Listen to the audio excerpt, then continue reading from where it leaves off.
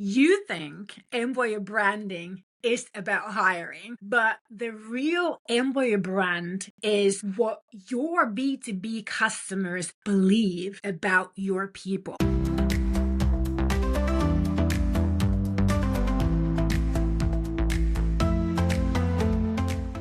I once sat in a boardroom where the CEO, they were an analytical type who spoke in bullet points. They looked at me with that glazed expression leaders get when they think a consultant is about to sell them Instagram post or something like that. And they said, employer branding, isn't that just HR trying to be creative? Of course, I smiled very politely, but internally, I literally sighed. The way that you would consider Italians sigh when tourists are ordering cappuccino at 5 p.m., which is exactly what I do. The reason why I sighed was because I knew something that obviously the CEO didn't know.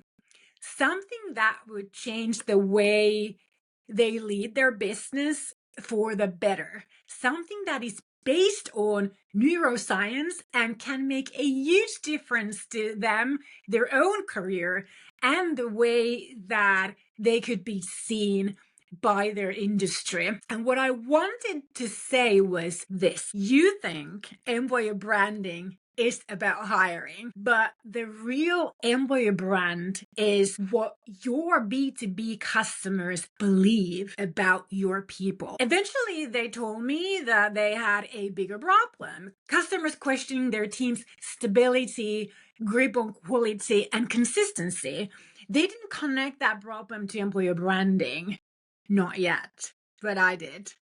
And that was the moment that I knew I had to redefine this entire conversation about modern employer branding, the real employer branding. Hi there.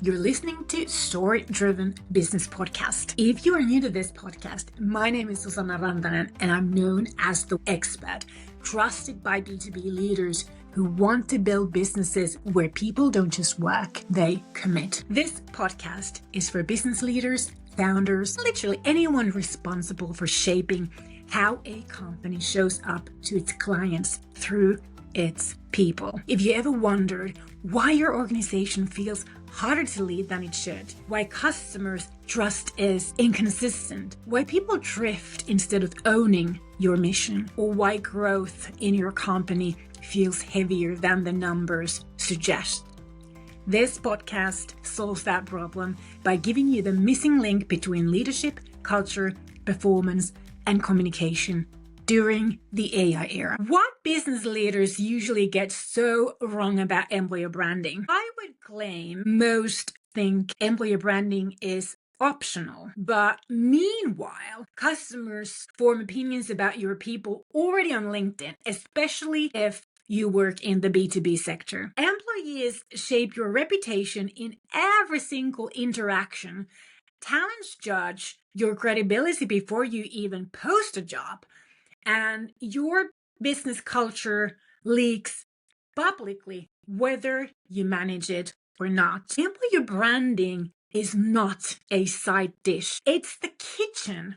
And might I add, the kitchen that could earn your business a Michelin star. Leaders who ignore it end up firefighting your turnover, customer churn, inconsistent service, misalignment, silo behavior, lost trust, and mediocre performance. All these symptoms of the same root cause a story no one believes, or a story that doesn't even exist. Let me nip your problem in the bud. You think employer branding is for HR or marketing. Meanwhile, your customers, those B2B clients, judge your credibility based on your people, their aptitudes, attitudes, and commitment to delivering what your marketing has stated as your customer promise. Did you know that your employees shape your company's reputation, your reputation as a business leader, more than any campaign? Their experience is about the way that they are being led, and how your leadership culture makes them feel about your purpose, your mission, your vision, and your custom promise, and whether they are willing to take the extra mile when things get tough. All of this shapes your reputation as a business leader and the reputation about your business way more than any marketing tagline or slogan boosted by campaigns. This, my friend, is real shit. Don't be blinded by ideologies or mistaken beliefs. Your leadership culture leaks into the public, whether you want it or not. Ignoring employer branding is like ignoring the health of the V12 engine of your Jaguar E-Type Series 3 if you're into classics, or your BMW 850 CSI, or your Ferrari Daytona, or the 1970 Mercedes 600 W100 favored by diplomats and rock stars, just because the car still moves until it doesn't. When you embrace story-driven employer branding, your company begins to run like a symphony. Alignment improves, culture becomes more coherent, customer trust increases, performance stabilizes, leadership becomes easier. This is why you stay. This is why customers, your B2B clients stay. And this is why your employees stay. I want to tell you about the science of story, why becoming a story-driven business or leader works if you feel that you can only impact your own work. When you stop seeing employer branding as a campaign or some kind of HR fluff and become more curious about how to apply this science to impact and influence people, whether they're your clients, stakeholders, investors, or potential investors, and whether they're your employees or job seekers, you can elevate your employee engagement, commitment, and pride. And this has a direct positive impact on your client experiences and your B2B business's reputation, making you more attractive also to your stakeholders and investors. And I have to say that this isn't some kind of magic. It's not just like soft stuff. It's neuroscience and organizational psychology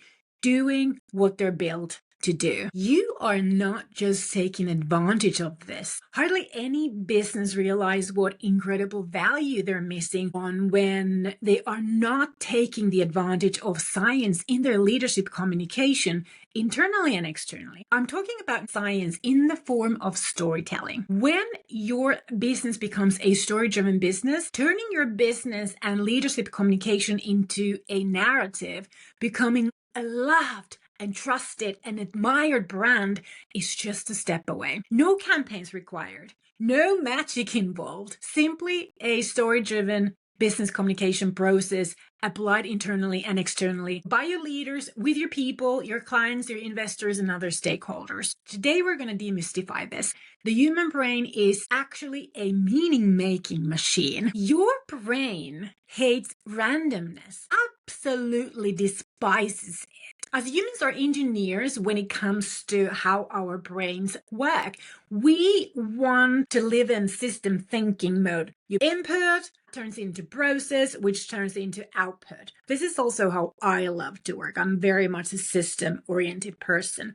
Input, process, output. That's how we have been built to optimize the use of our bodily energy. When your engineers are creating solutions or products or tools or technology, you want to create a system that is efficient and effective.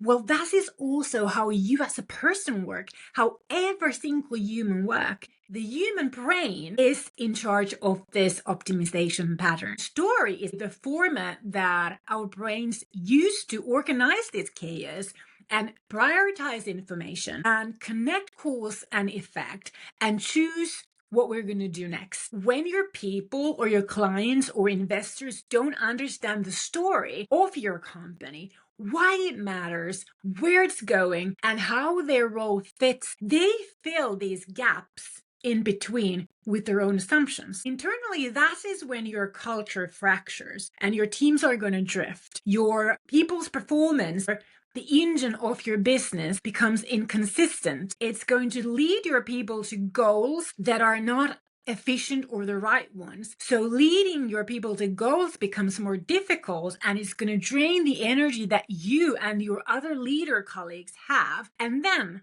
your brain steps in to guard your personal energy levels. This is not like fluff. This is something that you should really pay attention to and listen. When your brain starts to guide your own energy consumption, it forces you to prioritize, right? Cut corners, find an easier way, think in systems, copy paste. And if you fight back, you'll see how you start getting ill. And if the sick bed doesn't stop you, you'll burn out. And trust me, I've been there. During my first few years as an entrepreneur, I was running two businesses. The other one was a technology business. We were developing software as our own product. And literally, a person who's never sick, during those years, I had the most craziest illnesses you could ever imagine. And finally, I broke my wrist. I had 5 fractures in my wrist on my right hand, which is my writing hand. And I was thinking that if this isn't my body's way of stopping me, then nothing is. But I didn't care until I burned out. I know that a lot of you can relate to this, even if you haven't spoken to anyone about it. And it wasn't just one time that this happened to me. It happened to me actually 3 times, with 2 times being quite severe. And only because I was too stubborn to listen to my body. My dad's been telling me ever since I was a kid that even monkeys apparently learn from one mistake. That was my problem. So it took me like 3 mistakes to really learn how to listen to my body. If you are trapped in this kind of a path, becoming story-driven is even more crucial for you personally. And you don't need to fix the entire business, because you can just start with your own communication, the way that you use communication when you negotiate, when you plan, when you collaborate with your colleagues or clients or stakeholders, when you want to sell an idea to someone, or when you want to inform people about new plans or new direction. I recommend this because literally this sense-making mechanism of how the scientifically proven story method is working is that it fixes your brain's this mental operating system. Unfortunately, story as a term has kind of become inflated because so many people talk about stories and this story and that story, when they actually just talk about information and not a story at all.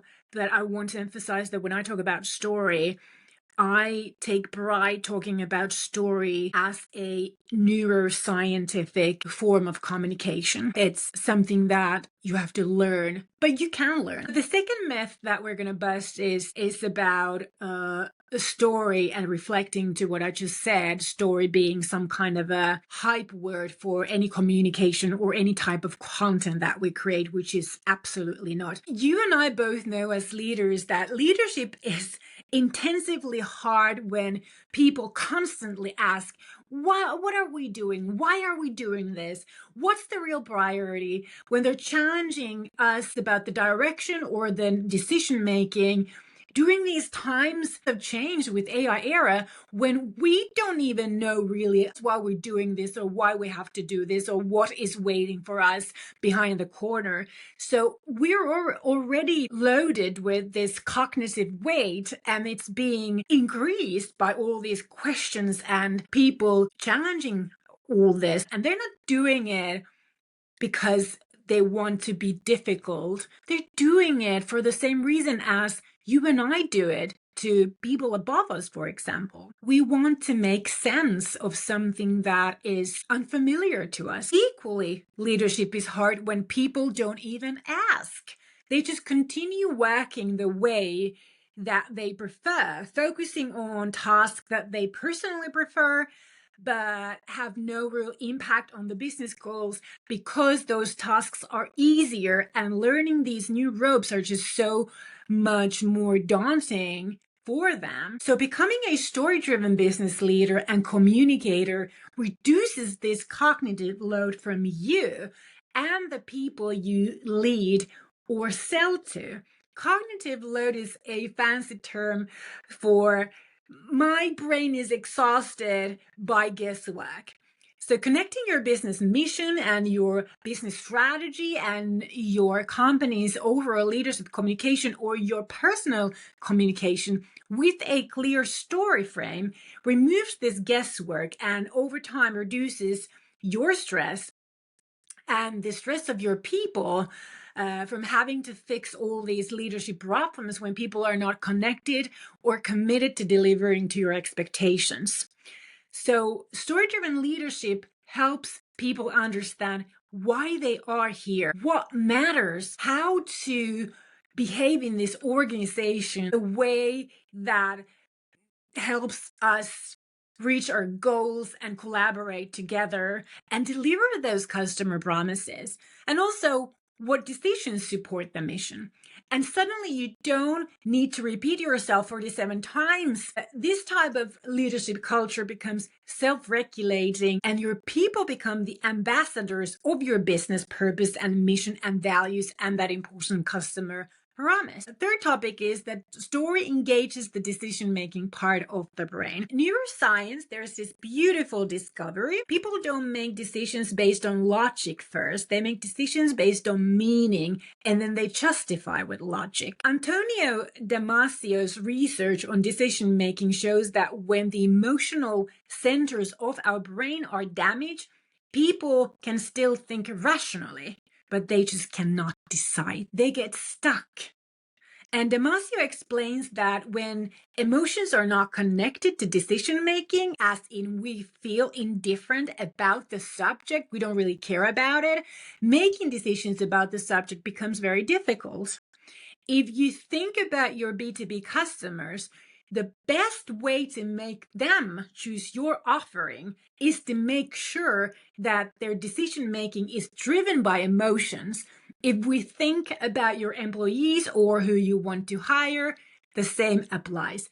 And that means that your leadership communication, your organizational behavior, and the way you communicate with your clients and potential clients must pursue the client decision making to be driven by emotions. So you never want to be seen indifferent by your target audience, because this is likely to lead to pragmatic decision making, which means going for the cheapest option as a client or going for the best compensation package as a talent, as a job seeker.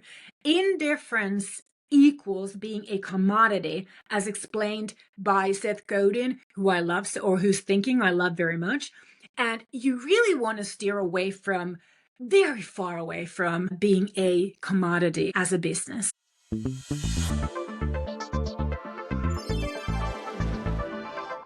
Our conscious experiences are influenced by those emotional responses that are generated by our body's interactions with the environment. What we see, what we learn, what we hear, what we experience, what we are told. And these emotional responses play a very crucial role in shaping our decision making. In other words, you must attach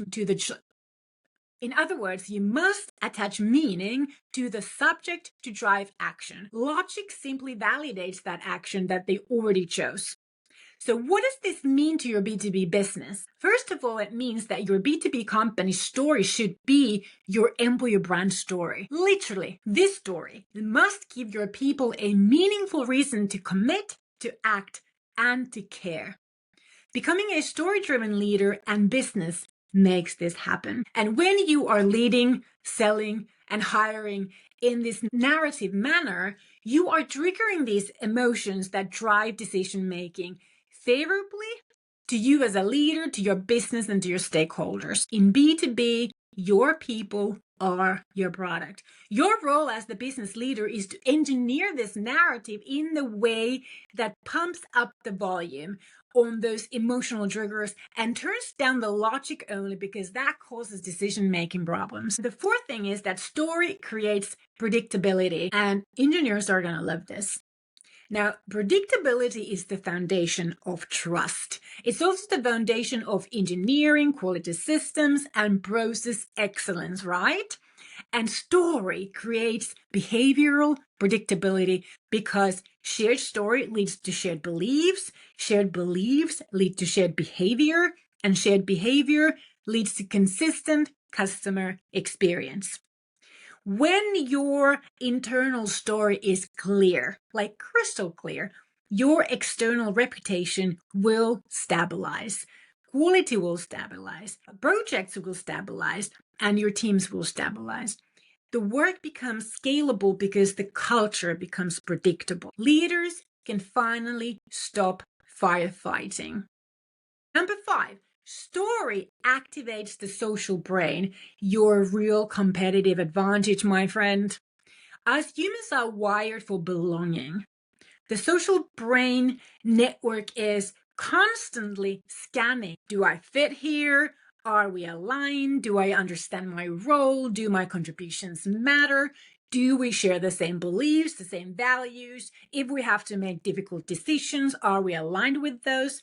And a strong employer brand story, which equals your B2B business story. A strong business story answers all of those questions before any doubt creeps in.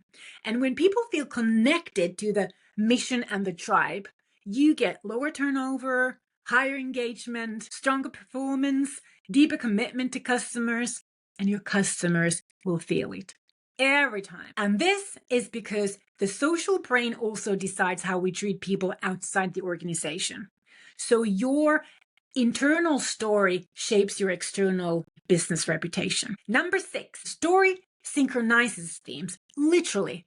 Functional MRI studies show something super fascinating. So when people share a story, their brain waves actually synchronize. This is called neural coupling. It means that people start interpreting information the same way, they notice the same problems, they prioritize the same actions, they understand each other with few words, and this is why high-performing teams feel like they just get each other. Believe it or not, it's the story that acts as the clue. Your business story becomes your people brand, which becomes the alignment mechanism. And this isn't any kind of HR superstition. This is biology, this is psychology, this is behavioral science, giving leaders this ultimate advantage, a workforce that thinks together, moves together, and performs together in order to deliver the business mission and customer promise. As we come to the end of this episode, I want to leave you with this thought. What becoming a story-driven business unlocks for your business? When you, as a leader, embrace story-driven communication, suddenly your company runs like a symphony.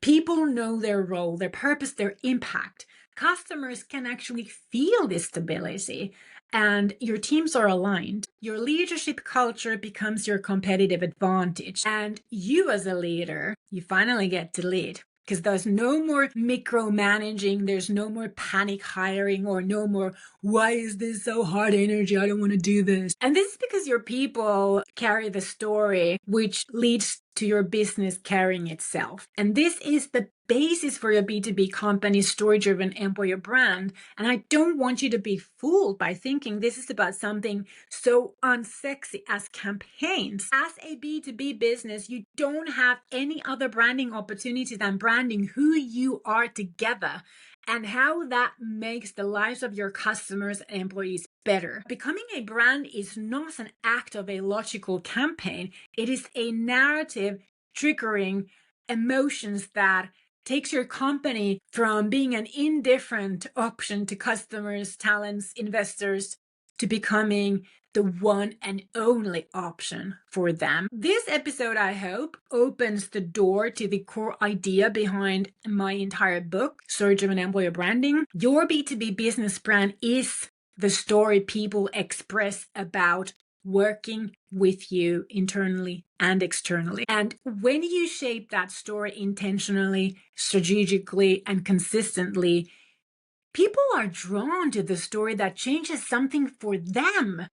And they express that story in a meaningful manifestation for your ideal customers, job seekers, investors, other stakeholders. How you do this is with a method, a framework, one that leaders can learn and HR, marketing, communications can help drive and execute. That's exactly what my book and this podcast will unravel during this time of AI era when everything is gonna be restarted, rebooted again. If you are a business leader and you've spent years feeling like your organization doesn't run as smoothly as it should, or customers don't experience the consistency that you expect, or people, or you personally keep drifting instead of committing, this is the real reason.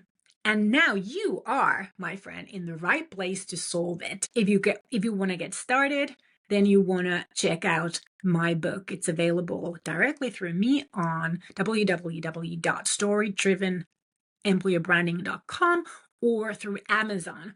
And I recently found out that for some reason, the Amazon in Germany is not currently selling the paperback version, but if you go to amazon.nl for Netherlands, they are. And that is why I love Netherlands so much. You've been listening to me, Susanna Rantanen, the creator of the Magnetic Employer Branding Method. If this episode gave you a new way to see your people, your business, your own leadership, the way you communicate and lead, please share it with someone who needs to hear it. That would be amazing. And feel free to share it on your social media because your share helps this mission reach the leaders who need it the most. Thank you so much. I'll see you again next week.